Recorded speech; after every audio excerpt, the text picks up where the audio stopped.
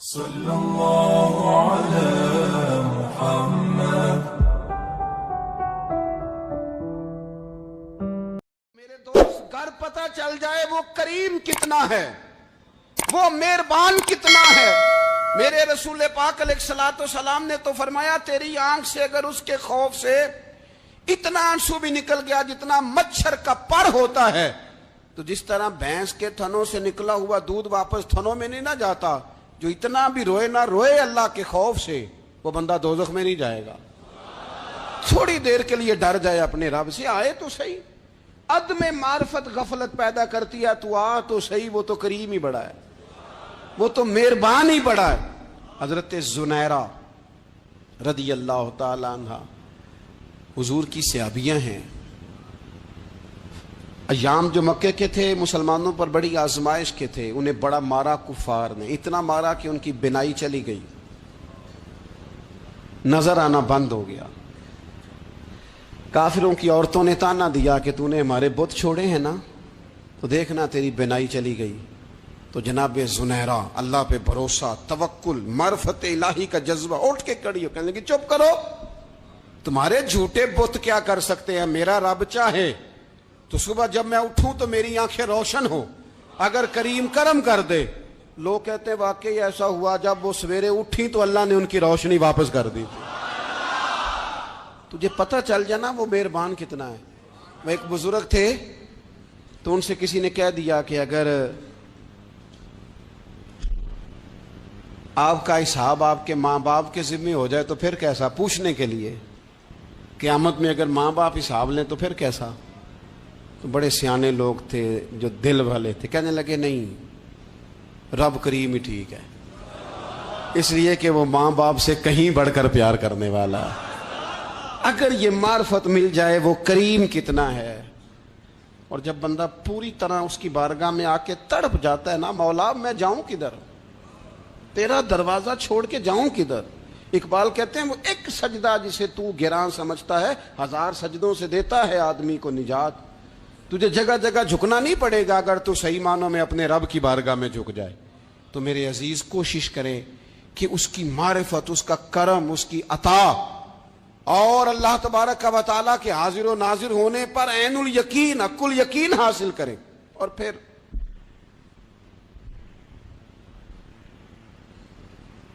آٹھویں بات یہ ہے کہ غافل لوگوں کی صحبت بھی بندے کو غافل کر دیتی ہے۔ غافلوں کی صحبت میں نہ بیٹھیں، ان کی صحبت میں بیٹھیں جن کے پاس بیٹھنے سے دل میں رب رسول کی محبت پیدا ہوتی ہے۔ غافلوں سے بچیں۔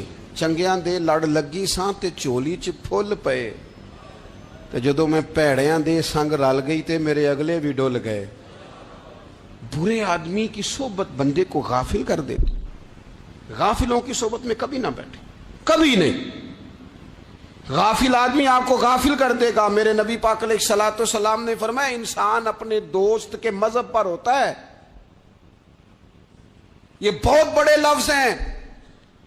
فرمایا المرء علی دین خلیلہ، انسان اپنے دوست کے مذہب پر ہوتا ہے۔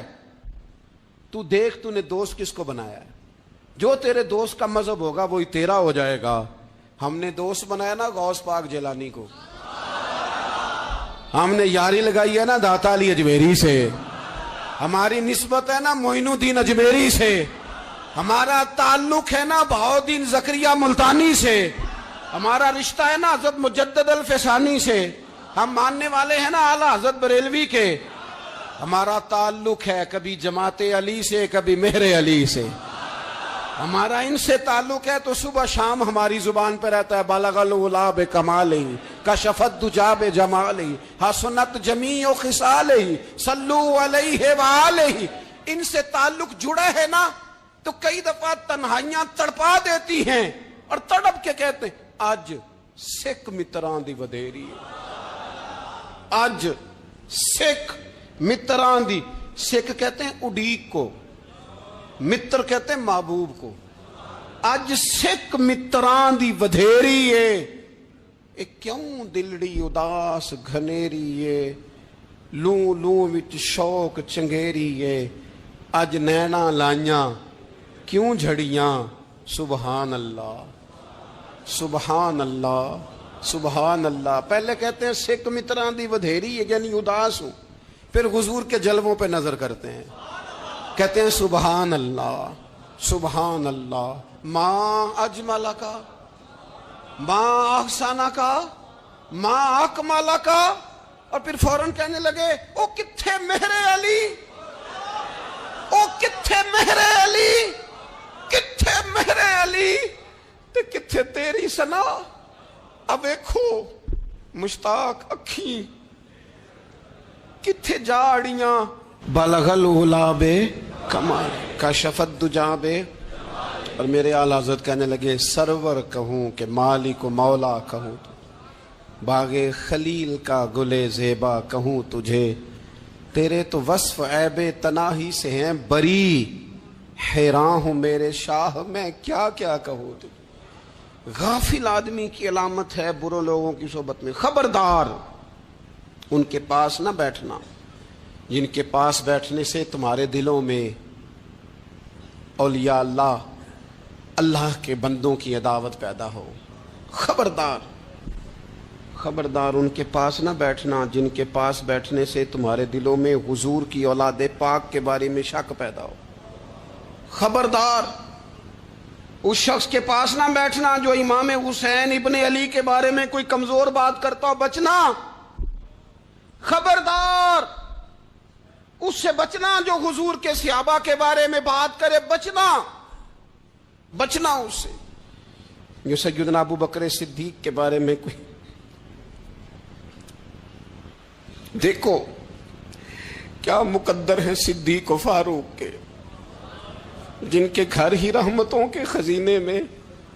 بھلا کیا کہا نبی پاک, حضور نے فرمایا میرے اوپر جس نے نیکی کی تھی بدلہ دے دیا ہے. یہ جو میرے ابو بکر صدیق ہے نا,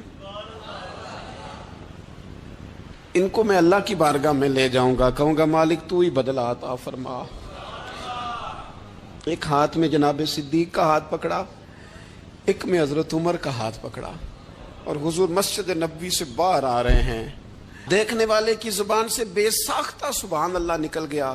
کیا شان ہے, کیا مقدر ہے. تو حضور علیہ السلام رک گئے, اور روک کے فرمایا تو حیران ہو رہا ہے نا, تو حیران ہو رہا ہے نا کہ میں نے ایک ہاتھ میں ابو بکر کو پکڑا ہے, ایک میں عمر کو پکڑا ہے. فرمایا قیامت میں جب میری قبر کھلے گی تو میں اسی طرح قبر سے نکلوں گا, اس طرح میدان محشر میں آؤں گا. خبردار حضور کے وفاداروں کے وفادار رہنا, ان کے وفادار رہنا, ان کے وفادار رہنا. بڑا عجیب دور آیا ہے. ہم نے یہ دور دیکھا ہے کہ لوگ حضور کے صحابہ کے بارے میں بھی بات کریں گے. اب نبی پاک کی اولاد پاک کے بارے کو بھی ڈسکس کیا جائے گا. اپنا منہ تو دیکھ, اپنی حیثیت دیکھ, اور پھر وہ بندے دیکھ جن کو اللہ نے چن کے اپنے محبوب کی غلامی کے لیے حضور کے قریب بٹھایا. تو بچنا ایسے لوگوں سے, پرہیز کرنا. خبردار عقیدہ ستھرا رکھنا, عقیدہ ستھرا رکھنا, صاف رہنا, پاکیزہ رہنا, غافلوں کی صحبت سے بچنا. بڑا ڈرتے ہیں اللہ سے, دعائیں مانگتے ہیں یا اللہ نسلوں میں بھی وہی بندے پیدا فرما جو عقیدے پکے رکھنے والے ہیں.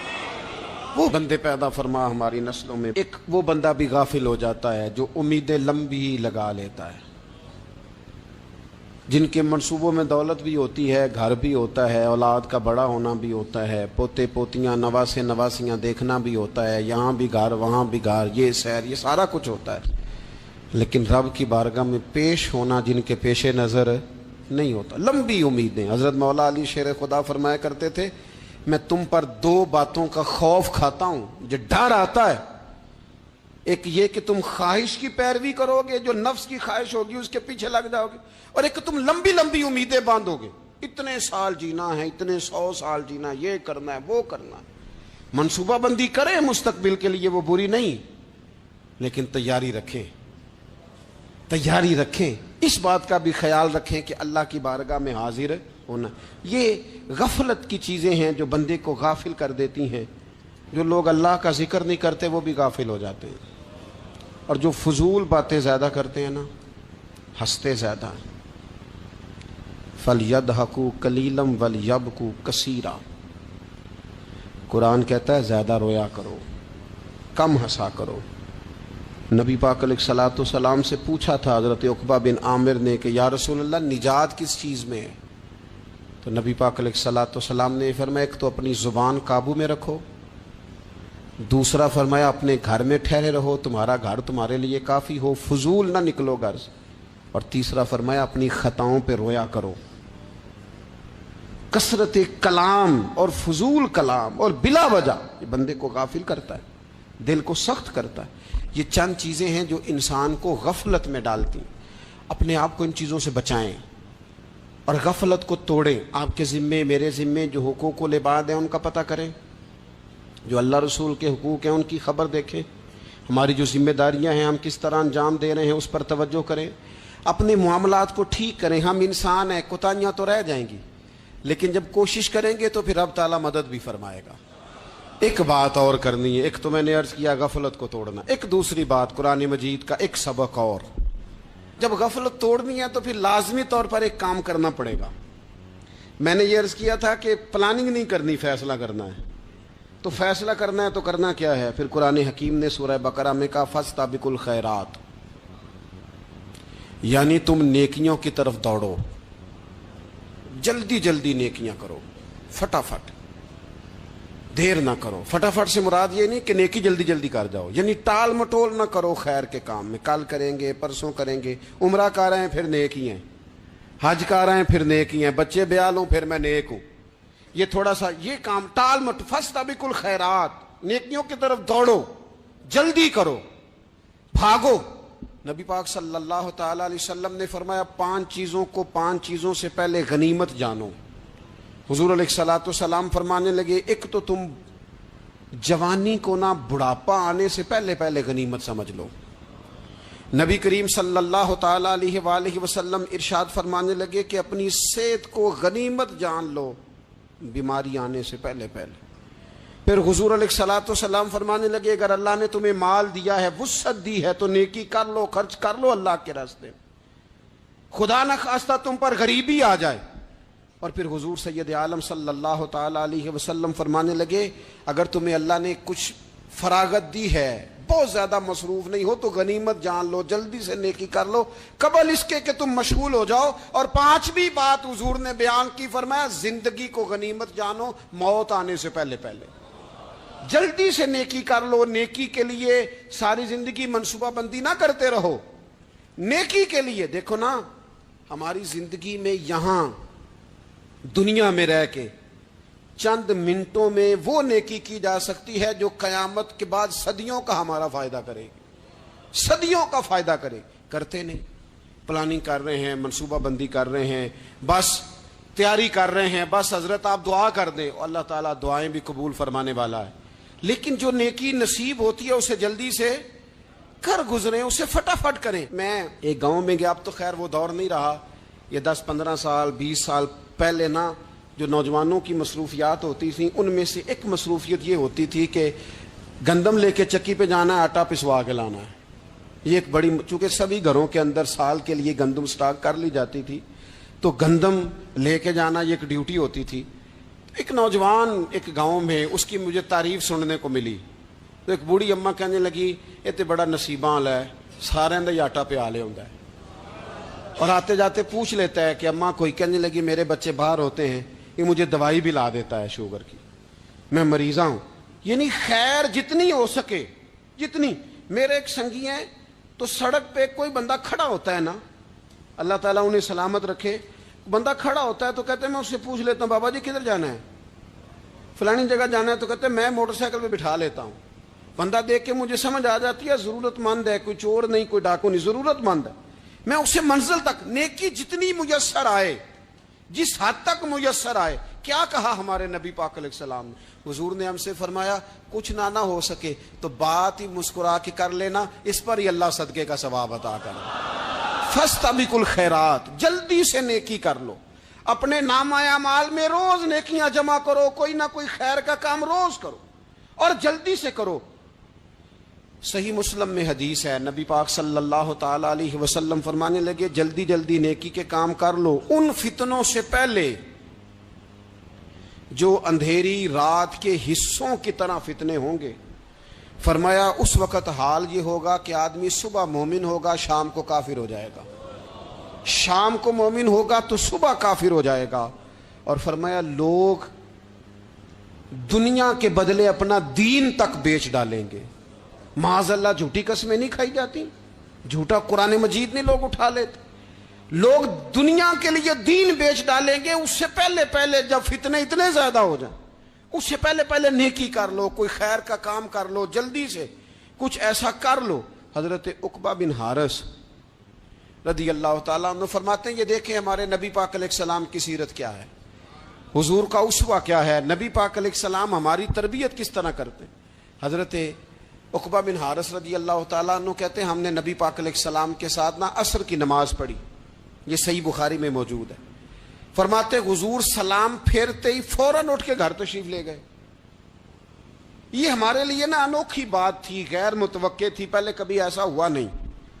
سلام پھیرا نماز کا، حضور جلدی سے تشریف لے گئے۔ اب ہم حیران تھے اور حیرت انگیز طور پر حیران تھے کہ کریم اتنی جلدی تشریف لے گئے۔ تھوڑی دیر ہوئی حضور واپس آ گئے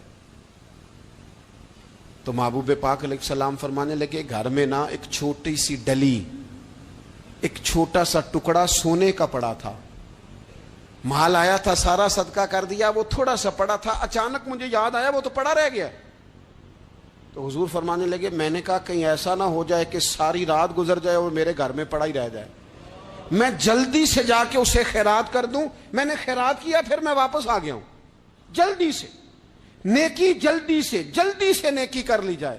ہم بڑا انتظار کر رہے ہیں، بڑا لمبا ہمارا پروگرام ہے، ہمارے پاس ٹائم ہی بڑا ہے، کسی نے کان میں کہہ دیا ہے تیرے پاس بڑا وقت ہے، ابھی تو بڑی عمر پڑی ہے، ابھی تو جناب اور میرے بھائی یہ لوگوں کے کہنے کی باتیں ہیں، پھر پتہ ہی نہیں چلتا حالات کس طرح کے ہو جاتے ہیں اور کیا معاملات انسان کے ساتھ درپیش ہوتے ہیں۔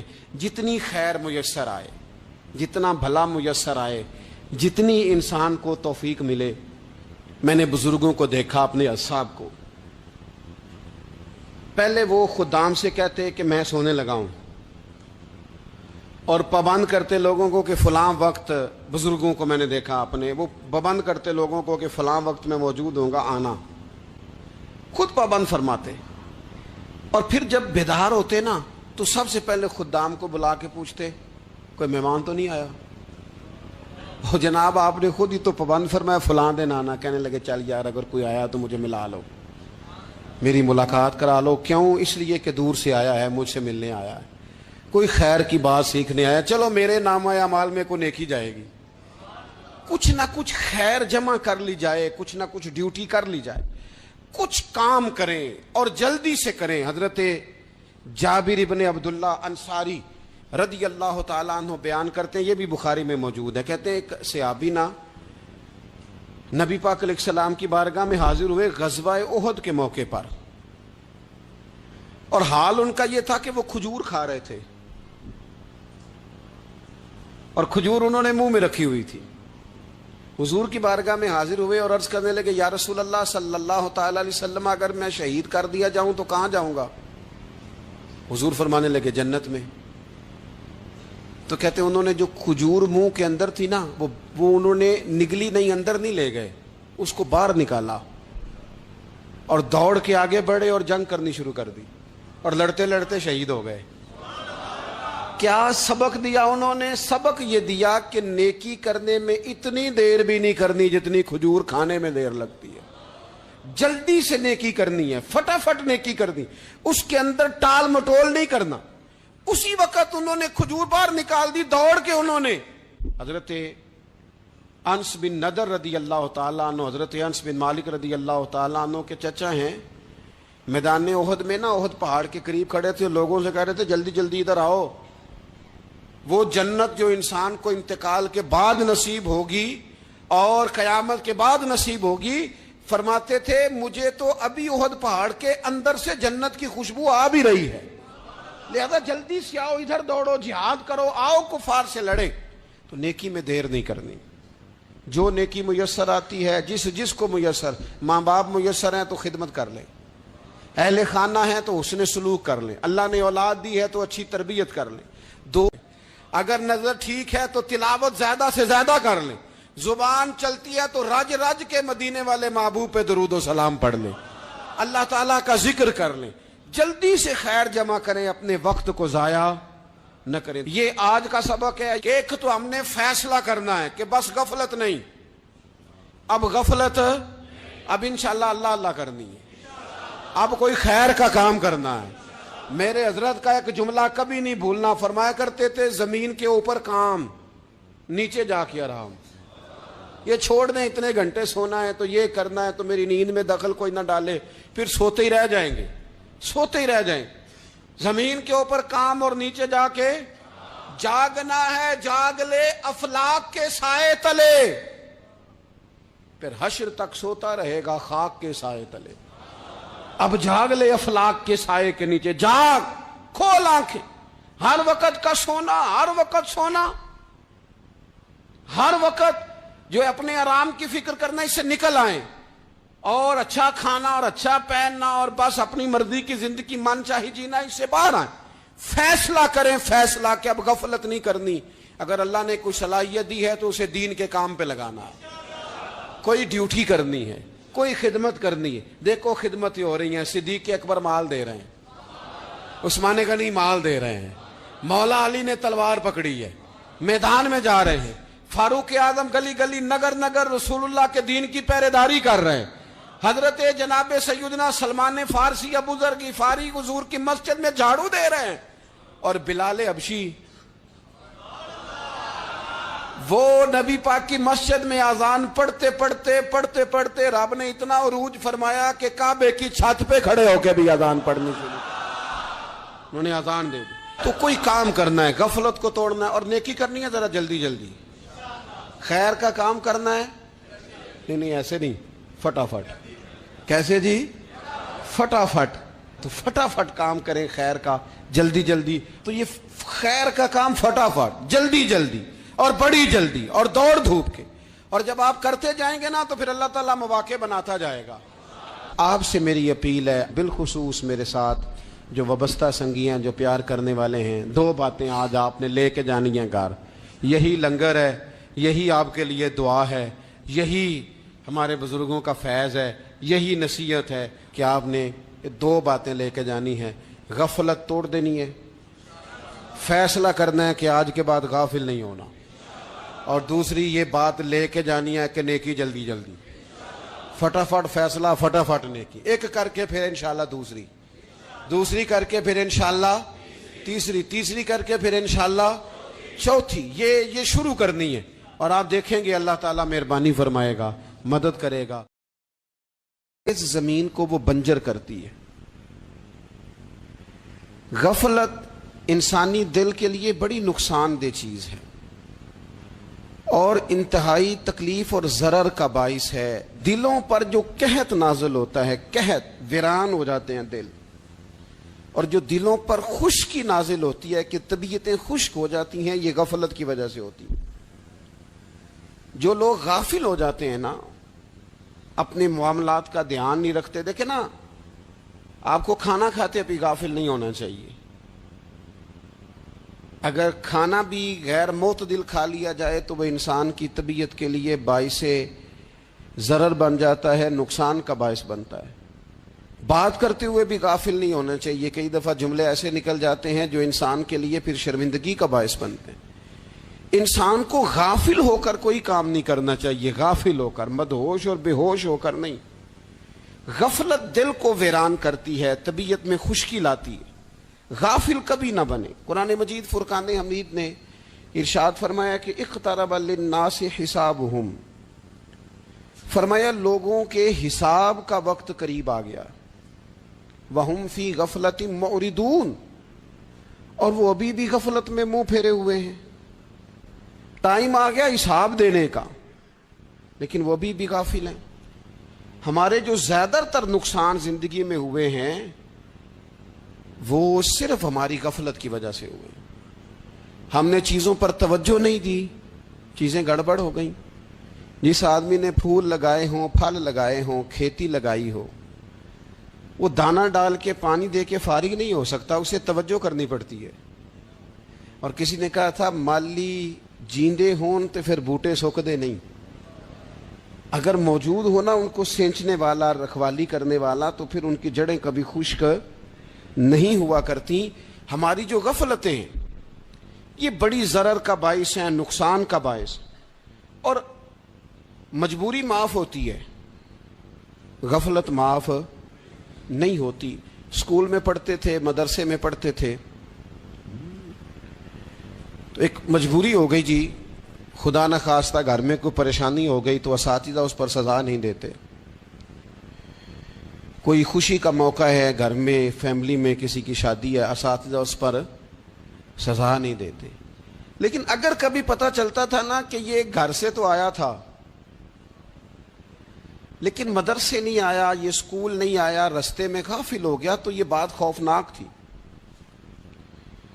یہ قابل سزا جرم تھا کہ تو غافل ہو گیا اپنی پڑھائی سے، تو گھر سے آیا اور یہاں نہیں آیا۔ غفلت قابل سزا ہوتی ہے، مجبوری کی معافی ہوتی ہے۔ ہمارا آج کل جو مسئلہ ہے وہ غفلت کا ہے۔ ڈھیر سارے لوگ ہیں، سمجھدار بھی ہیں، سیانے بھی ہیں، معاملہ فہم بھی ہیں، باشعور بھی ہیں، تعلیم کی ڈگریاں بھی رکھتے ہیں، لیکن اگر ان کی زندگیوں کی تکلیفوں کو دیکھا جائے اور بے آباد روح کو دیکھا جائے اور سجدوں سے ان کی دوری کو دیکھا جائے تو ایک ہی بات سمجھ میں آتی ہے کہ پتہ سارا ہے لیکن لے ڈوبی ہے غفلت، توجہ نہیں کی۔ لائق بچہ بھی نالائق ترین زندگی گزارتا ہے، اس لیے کہ اس کے لائق ہونے کے ساتھ ساتھ اس کا توجہ کرنا بھی تو ضروری ہے نا۔ نرے لائق کا کیا فائدہ اگر وہ محنتی نہیں، اگر وہ توجہ ہی نہیں کرتا، اپنا سبق دھیان سے سنتا پڑھتا ہی نہیں، تو جتنا مرضی لائق ہو پیچھے رہ جائے گا۔ اور کئی نالائق ہوتے ہیں، رٹا لگا کے پاس ہوتے ہیں، پر چلو رٹا تو لگاتے ہیں نا، محنت تو کرتے ہیں نا، جدوجہد تو کرتے ہیں۔ کئی نالائق جدوجہد کے باعث آگے گزر جاتے ہیں اور کوئی اسی چکر میں رہ جاتے ہیں، میں بڑا لائق ہوں، کل پڑھ لوں گا، پرسوں پڑھ لوں گا، ہفتہ تیاری کر کے پاس ہو جاؤں گا۔ اپنی زندگی سے غفلت کا پردہ اٹھائیں، اور غفلت اس کے لیے فیصلہ کرنے کی ضرورت ہوتی ہے، پلاننگ کرنے کی نہیں، فیصلہ کرنے کی ضرورت ہوتی ہے کہ میں نے اب غفلت کرنی۔ ہم نہ جب بھی کوئی پروگرام بناتے ہیں تو منصوبہ بندی شروع کر دیں، منصوبہ بندی نہ کریں، فیصلہ کریں، کہیں کہ میں نے غافل نہیں ہونا۔ غفلت غرق دنیا کا نام ہے، اپنے آپ کو غفلت سے بچائیں۔ آپ دیکھیں حضرت کعب بن مالک رضی اللہ تعالیٰ عنہ فرماتے ہیں، بخاری میں موجود ہے، فرماتے ہیں کہ جنگ میں پیچھے رہ گیا تھا، میرا خیال تھا کل چلا جاؤں گا، گھوڑے اور سواریاں میرے پاس تیز ہیں، مضبوط ہیں، پرسوں چلا جاؤں گا، تیزی سے بھاگ کے میں پہنچ جاؤں گا، میں قافلے کے ساتھ شامل ہو جاؤں گا، لیکن بس تھوڑی سستی ہو گئی، ذرا غفلت ہو گئی۔ آپ فرماتے ہیں جب سب لوگ چلے گئے حضور علیہ السلام کے ساتھ جہاد میں اور میں پیچھے رہ گیا، تو پھر جب چند دن گزر گئے اور محبوب کے واپس آنے کا ٹائم ہو گیا تو اب میں غور کرتا سمجھتا تو مجھے مدینے میں یہاں بزدل لوگ نظر آتے، اور کون نظر آتے؟ جو منافق تھے، وہ منافق بزدل دکھائی دیتے، یا مجھے عورتیں اور بچے دکھائی دیتے۔ میں پریشان ہوا، حضور واپس آ گئے۔ جنہوں نے بہانے کیے تھے نا منافقین نے، یہ مجبوری تھی اس لیے نہیں جہاد پہ گئے، یہ جنہوں نے بہانے کیے تھے انہیں مل گئی معافی، اور میں نے سچ بولا، میں نے کہا یا رسول اللہ میں غافل ہو گیا تھا۔ اب کہتے ہیں میں نے جب کہا نا حضور سستی ہو گئی تھی، ذرا غفلت ہو گئی، تو بندہ محبوب سے ہی غافل ہو جائے، بندہ وہیں سے غافل ہو جائے۔ جو دم غافل سو دم کافر، سانو مرشد اے ہو پڑھایا۔ جب کہا نا حضور وہ غلطی ہو گئی، کوئی مجبوری نہیں تھی، تو فرماتے ہیں باقیوں کو معافی مل گئی، میرے ساتھ حضور ناراض ہو گئے۔ ایک دن نہیں، 2 دن نہیں، 50 دن حضور ناراض رہے۔ مدینے کی گلیوں نے مجھے پہچاننا چھوڑ دیا، در و دیوار سے مجھے یوں لگتا تھا کہ میں پردیسی ہوں۔ فرماتے ہیں میں مسجد میں آتا تھا، میں جب محبوب کو دیکھتا تو حضور رخ انور پھیر لیتے، اور مجھے پتا تھا جب میرا چہرہ ادھر ادھر ہوتا تو پھر کریم رحمت کی نظر فرماتے۔ فرماتے ہیں 50 دن مسلسل، پھر مجھے حکم ہوا کہ بیوی بھی بھیج دو، میکے بچے بھی بھیج دو، ننھال یعنی تنہا رہ جاؤ۔ فرماتے ہیں وہ میں نے قید تنہائی کاٹی، لیکن شکر اللہ کا یہ ہے کہ میں سچا تھا، بس ذرا بھول گیا تھا، بس ذرا غفلت ہو گئی تھی. تو فرماتے ہیں پھر اللہ تبارک و تعالیٰ نے میرے اوپر فضل یہ فرمایا کہ میری توبہ کا اعلان رب نے قرآن مجید میں فرمایا. تو غافل نہ بنے کبھی بھی. ہمارا نا مسئلہ یہ ہے، اور آپ نے ناراض نہیں ہونا، ڈھیر سارے لوگ غافل ہو جاتے ہیں، مالدار بھی غافل ہیں، صاحبان علم بھی الا ماشاء اللہ بہت ساری جگہوں پہ غافل ہیں. جن لوگوں کو 4 لوگ جاننے لگ جاتے ہیں، کوئی مقام حاصل ہو جاتا ہے، وہ بھی بہت ساری جگہوں سے غافل ہو جاتے ہیں الا ماشاء اللہ. غفلت بڑی تکلیف والا منظر ہے. جو لوگ سمجھتے ہیں نا میں اب گڈ بک میں آ گیا ہوں، اب میں اچھا ہو گیا ہوں، اب میرے لیے خیر کہا جاتا ہے، مجھے اچھائی شاید یہ مستقل میرے ساتھ رہے گی، تعریف ہی ہوگی ہمیشہ، وہ بھی غافل ہو جاتے ہیں. اور یہ غفلت ٹھیک نہیں ہوتی. وجہ دیکھنی چاہیے کس وجہ سے انسان کو وقار مل رہا، عزت مل رہی. اپنی زندگی سے غفلت کو اتار پھینکیں. تھوڑی دیر کی تو غفلت ہوتی ہے، لمبی تو نہیں. 2 منٹ کے لیے صرف اس نے ڈرائیونگ کرتے ہوئے چہرہ موبائل کی طرف کیا تھا، 2 ہی تو منٹ لگے تھے. لمحوں نے خطا کی تھی، صدیوں نے سزا پائی. لمحوں نے خطا کی تھی، صدیوں نے سزا پائی. ایک لمحے کے لیے غافل ہوئے تھے اور صدیاں، نسلیں روتی رہ گئیں پیچھے، بچے تڑپتے رہ گئے، اہل خانہ پریشان رہ گئے، ماں باپ ساری زندگی روتے رہے. لیکن یہ 2 منٹ کے لیے یہ غفلت جو ہے یہ بڑی تکلیف والا معاملہ. اپنی زندگی سے غفلت کو اتارنا ہے، غافل نہیں بننا. ہر وقت توجہ اور ساری باتوں پہ توجہ. بعض اوقات لوگ ایک طرف توجہ کر کے ایک طرف سے غافل ہو جاتے ہیں. نہ، توجہ ہمہ پہلو رکھنی ہے. ہمارے ذمے جتنے بھی حقوق ہیں ان سب پر توجہ، ہر چیز کا خیال. ایسا نہ ہو کہ عبادت کرتے رہ جائیں اور حقوق العباد ہم سے چھوٹ جائیں، اور حقوق العباد اتنے زیادہ ادا کریں. صاحب مجھے کہنے لگے ایک دفعہ بڑے وثوق کے ساتھ کہنے لگے جی معاذ اللہ سما نہیں جی ٹائم ملتا پھر نماز دا کی کریے، روزی کمانا بھی تو عبادت ہے نا. تو میں نے کہا آپ نے عبادت کرنا ایک حصہ قبول کیا ہے، آپ نے کل عبادت نہیں قبول کی. عبادت کل ہے، ہمہ پہلو. ایک حصہ آپ قبول کر کے نکل گئے اور باقی آپ نے چھوڑ دی. تو کسی ایک طرف سے بھی غافل نہیں ہونا. جتنی ذمہ داریاں ہیں، جتنی ڈیوٹیاں ہیں، ان سب کا خیال.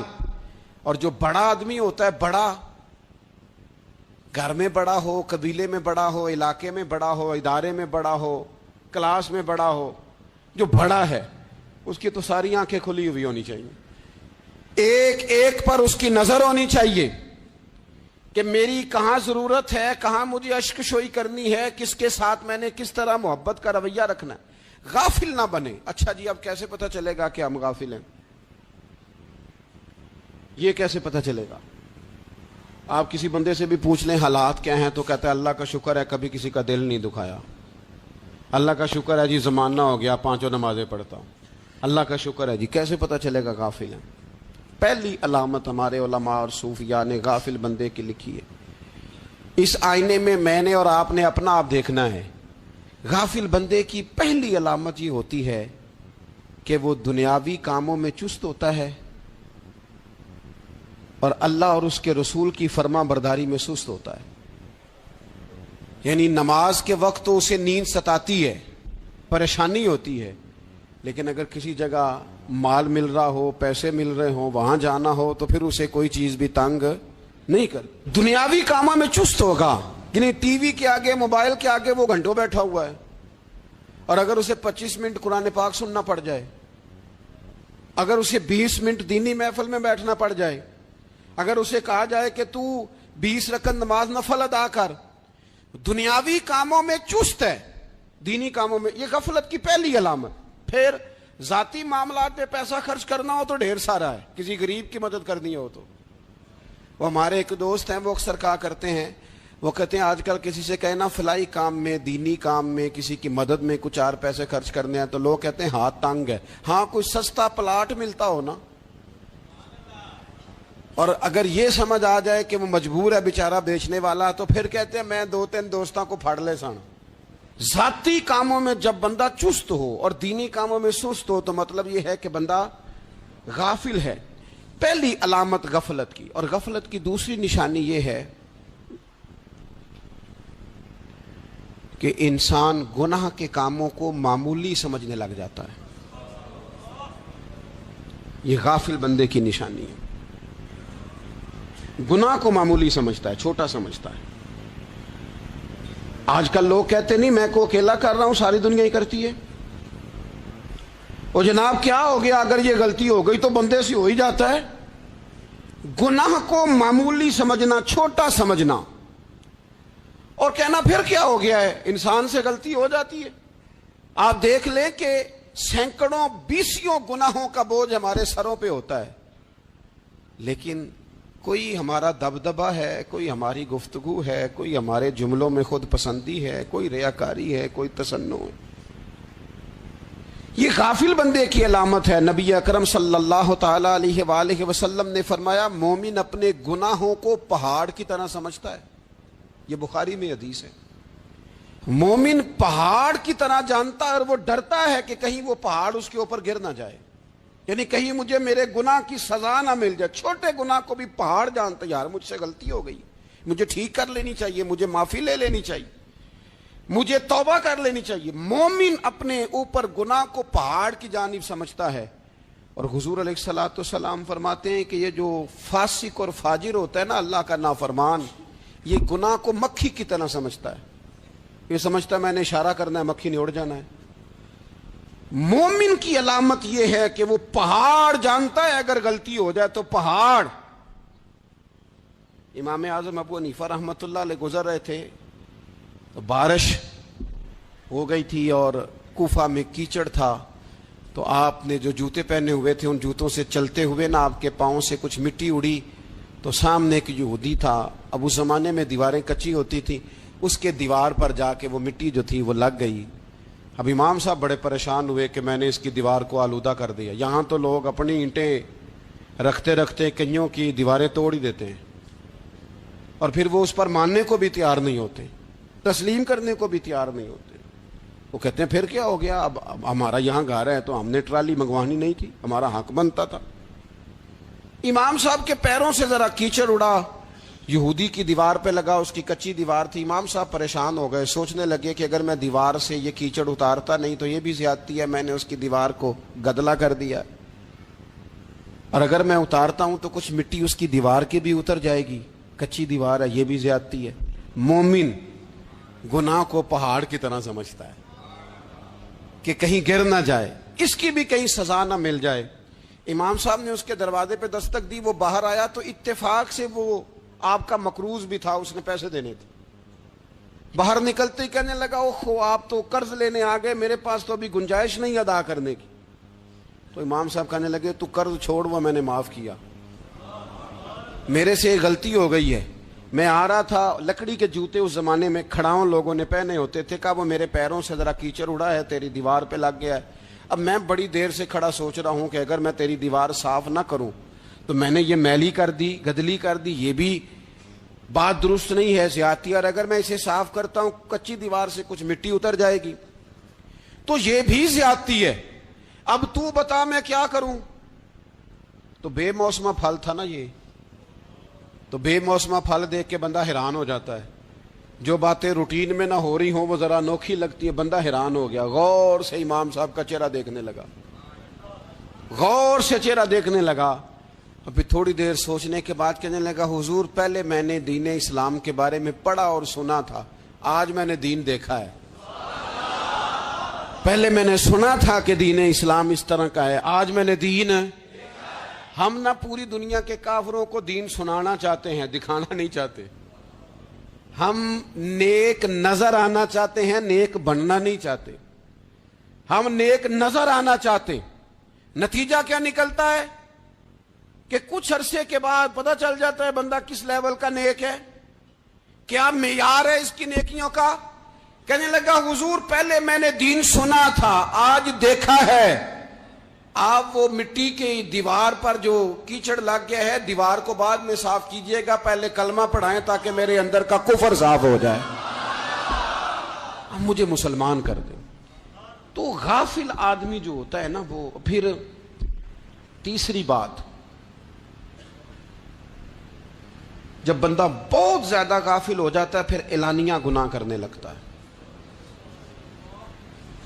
ایک گناہ پھر اس کا اظہار گناہ. ایک بندہ حدیث پاک میں آتا ہے، ایک بندہ رات کو کوئی غلطی کرتا ہے، اللہ تعالیٰ اس پہ پردہ ڈال دیتا ہے، لیکن وہ سویرے خود لوگوں کو بتاتا پھرتا ہے میں نے یہ کیا، میں نے یہ کیا. جب آپ اظہار گناہ کرتے ہیں نا تو سامنے والا بھی دلیر ہوتا ہے، کہتا ہے اس نے کیا میں کر لوں گا تو پھر کیا ہوا. ہمارے علماء نے لکھا ہے کسی کی نماز قضا ہو جائے تو کسی کو بتائے نہ، قضا پڑھ ڈالے، اس کا جگہ جگہ ذکر نہ کرے. جب آپ کہیں گے نا میری قضا ہو گئی تو آپ کے ساتھ رہنے والا بچہ دوست سمجھے گا یار اس کی قضا ہو گئی ہے تو میری بھی ہو جائے گی تو کیا ہوا. گناہ کرنا بھی گناہ ہے اور گناہ کا اظہار بھی گناہ ہے. نبی اکرم صلی اللہ تعالی علیہ وآلہ وسلم نے ارشاد فرمایا میری ساری امت کو معافی مل جائے گی سوائے ان لوگوں کے جو اعلانیہ گناہ کرتے ہیں. یہ بخاری مسلم دونوں میں حدیث موجود ہے. جو اعلانیہ گناہ، جنہوں نے خود ساری دنیا کو گواہ بنا لیا میں نے یہ بھی جرم کیا، یہ بھی کیا، یہ بھی کیا، یہ بھی کیا، خود انہوں نے لوگوں کے، بہت بڑے غافل آدمی کی علامت ہے کہ گناہ کرے اور پھر اوپر سے اعلانیہ گناہ کرے، اتنا بڑا جرم کرے. پھر چوتھی علامت اگر ہم دیکھنا چاہیں کہ ہم غافل تو نہیں، تو غافل بندے کی چوتھی علامت یہ ہوتی ہے کہ وہ فضول کاموں میں وقت بڑا ضائع کرتا ہے. فضولیات میں ادھر بیٹھے ہیں ادھر بیٹھے ہیں، یہاں گپ شپ ہو رہی ہے، وہاں موبائل دیکھا جا رہا ہے، پھر کچھ ٹائم ملا ہے تو پھر کہیں دور دراز کسی ہوٹل پہ کھانا کھانے چلے گئے، پھر کچھ ٹائم ملا تو چلو نکلتے ہیں ذرا کوئی ہفتہ سیر کر آتے ہیں، یہاں گپ شپ ہے، فلاں کو ڈسکس کر لیتے ہیں، فلاں کے بارے میں بات کر لیتے ہیں، سیاسی تبصرے کر لیتے ہیں، یہ تھوڑی گفتگو ہو جاتی، چلے محلے داروں پہ تبصرہ شروع کرتے ہیں، کون روٹی زیادہ کھا رہا ہے اور کس کے پاس پیسے زیادہ آ گئے، چلو جا کے پتہ کرتے ہیں. حالانکہ یہ پتہ نہیں کرنا چاہیے تھا، پتہ تو اس کا کرنا چاہیے تھا جو بیچارہ کل سے بھوکا ہے. خبر تو اس کی رکھنی چاہیے تھی جس بیچارے کے گھر میں بچوں کے لیے پہننے کو کپڑے موجود نہیں ہیں. اس پر تبصرہ یہ کرتے ہیں کہ یہ محنت کیوں نہیں کرتے، اور اگر کسی پر اللہ عطا کر دے پھر حساب ضرور لگاتے ہیں کہ ذرا معلومات کرو یہ اتنی جلدی آگے کیسے نکل گئے. غافل بندے کی علامت ہے وقت کا ضائع کرنا اور فضول کاموں میں ضائع کرنا اور بلا وجہ ضائع، اور ایسے سوالات کرنا جن کی ضرورت ہی کوئی نہیں، بالکل ضرورت ہی نہیں، کوئی مطلب ہی نہیں، لیکن ہم لوگ وقت ضائع. یہ غفلت کی علامت، غفلت. اللہ والوں کی علامت کیا تھی؟ ایک بات انہوں نے زندگی میں لے لی، سیکھ لی، پھر ساری زندگی اسی پہ گزار دی. ان کا ارادہ تھا نا کشکول سیدھا کیا. کچھ لوگ ساری زندگی لیکچر قبول لے لے کے سن کے پھر بھی سمجھنے کو تیار. یہ غافل دل کی علامت ہے. اس لیے نبی پاک صلی اللہ تعالی علیہ وسلم نے فرمایا دو نعمتیں ایسی ہیں جن میں اکثر لوگ غفلت میں ہیں، ایک صحت اور دوسری فراغت. لوگ بلا وجہ وقت ضائع کرتے ہیں. اللہ نے صحت دی ہے کسی خیر کے کام میں لگائیں. اگر آپ کے پاس فارغ وقت ہے تو قرآن پاک کو یاد کریں، ترجمہ اور تفسیر سے پڑھیں، محبوب پاک علیہ السلام کی احادیث کو یاد کریں، اللہ والوں کی باتیں سنیں. وقت ملے تو عبادات میں لگائیں، نوافل میں لگائیں، تلاوت میں لگائیں، ذکر اذکار میں لگائیں، اور پھر اللہ مزید توفیق عطا کرے تو کسی کے بھلے میں وقت لگائیں. گلی سے کوئی کانٹا اٹھائیں، کوئی روڑا اٹھائیں، کوئی کسی کی مدد کریں. لیکن یہ غافل ہونے کی علامت ہے کہ اپنے وقت کو ضائع کرنا. اور پھر اسی طرح غفلت کی پانچویں علامت یہ ہے کہ اگر بندے کو دنیا سے پورا پیار ہو جائے، یعنی شب قدر میں بھی آ کے کہتا ہے یا اللہ کبھی پیسے دے دینا، شب برات والے دن بھی کہتا ہے کہ مالک اگر کبھی کوئی ایسا سبب لگ جائے نا، یعنی بیت اللہ شریف کے سامنے کھڑے ہو کے بھی اگر اس نے مال ہی مانگنا ہے وہاں بھی اس نے یہی سوال کرنا ہے، حب دنیا اتنی غالب آ جائے. تو یہ غافل ہونے کی علامت. دنیا ضرورت ہے، مقصد نہیں ہے. دنیا کی حاجت ہے، مقصد نہیں ہے. یہ مقصود نہیں. اور جب لوگ فقط دنیا کے مال کو، دولت کو، نبی پاک علیہ السلام نے فرمایا وہ لعنتی ہے جو درہم اور دینار کا بندہ بن گیا ہے، پیسوں کا بندہ بن گیا ہے. مل جائے تو خوش ہوتا ہے، نہ ملے تو تکلیف میں آ جاتا ہے۔ یہ غافل بندے کی علامت۔ مومن تو وہ ہوتا ہے کہ دولت رزق حلال ضرور کماتا ہے تاکہ کسی کے آگے ہاتھ نہ پھیلانا پڑے، کوشش ضرور کرتا ہے، پر دنیا کو جیب میں جگہ دیتا ہے، دل میں نہیں دیتا۔ اس کی جگہ جہاں ہے اسے وہاں رکھتا ہے، اسے دل میں جگہ، دل تو ایک ہے، اس میں رب و رسول کو بسائیں گے یا کسی اور کو بسائیں گے؟ تو حب دنیا یہ غافل ہونے کی بہت بڑی علامت ہے۔ پھر اسی طرح جو بندہ رب کریم کو جانتا نہیں نا، وہ بھی غافل ہو جاتا ہے۔ ایک تو جو یہ نہیں نہ جانتا کہ رب کریم سزا دے گا، وہ مجھے دیکھ رہا ہے، اسے نہ اونگ آتی ہے نہ نیند آتی ہے، جو اس کی معرفت نہیں رکھتا کہ میرا رب ہر وقت مجھے دیکھ رہا ہے، وہ بھی غافل ہو جاتا ہے۔ جسے پتہ ہونا کہ مجھے دیکھ رہا ہے وہ غافل نہیں ہوتا۔ اور جو یہ سمجھ لیتا ہے نا کہ شاید معاذ اللہ ثم، اس یقین کو پکا نہیں کرتا، وہ غافل ہو جاتا ہے۔ اور ایک جو یہ نہیں نہ جانتا کہ رب مہربان کتنا ہے، وہ بھی غافل ہو جاتا ہے۔ مجھے بتائیے سب سے زیادہ تو بندہ اس کے دروازے پہ جاتا ہے نا جو سب سے زیادہ مہربانی کرنے والا ہو، اس دروازے سے بندہ اٹھتا ہی نہیں۔ تو جس کو یہ یقین ہو جائے نا سب سے زیادہ کرم فرمانے والی ذات اللہ رسول کی ہے، وہ کبھی رب رسول سے غافل نہیں ہوتا، وہ کبھی اللہ رسول کا دروازہ چھوڑ کے نہیں جاتا، وہ کبھی کسی اور جگہ جا کے پناہ تلاش نہیں کرتا۔ جسے پتہ چل جائے نا وہ کریم کتنا ہے، مہربان کتنا ہے۔ ملا